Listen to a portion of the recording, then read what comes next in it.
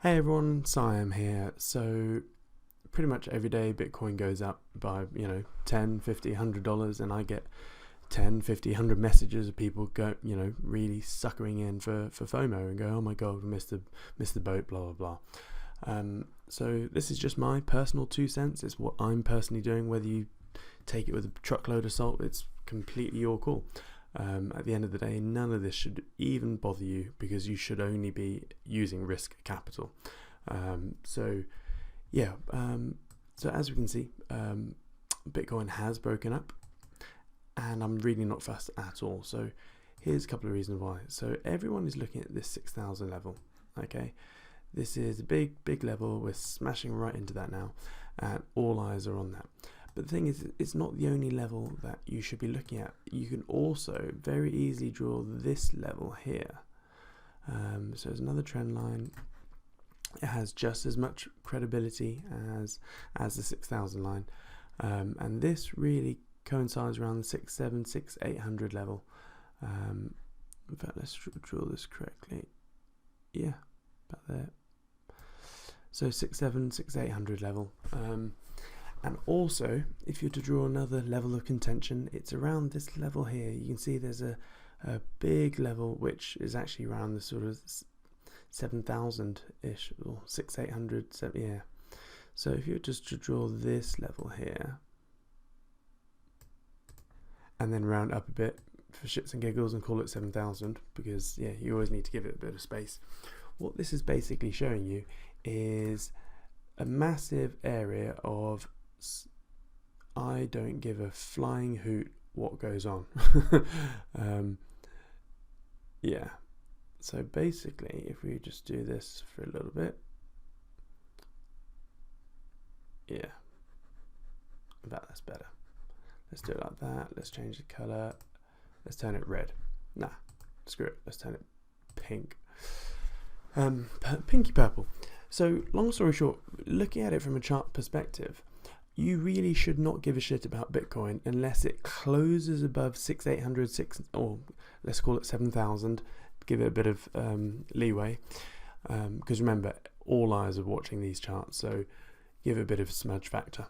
So yeah, until it closes above 7,000 and stays above 7,000, not just for a day, like what most people say. It needs to, the candle needs to close above for at least a day is bollocks.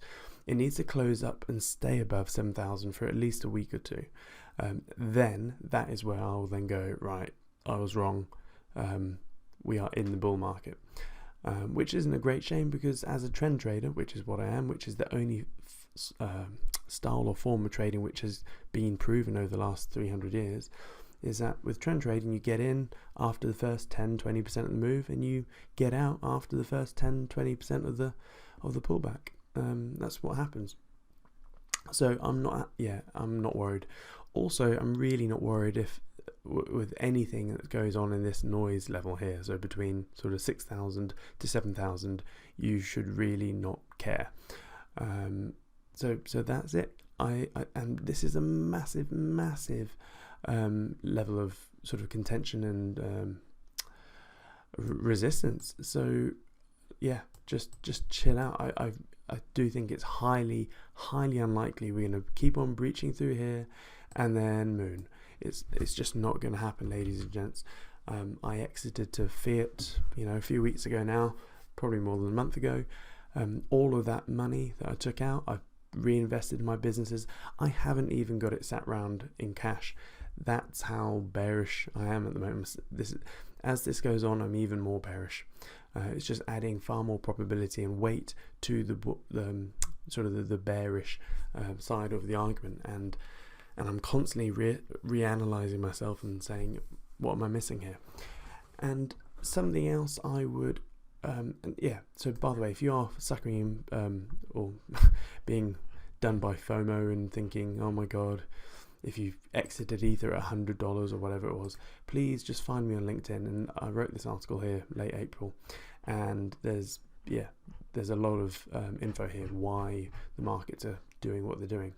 Also, people are forgetting the big picture here.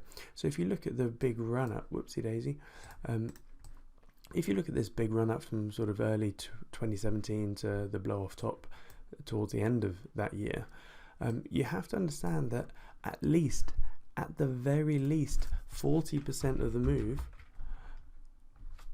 was done by Tether.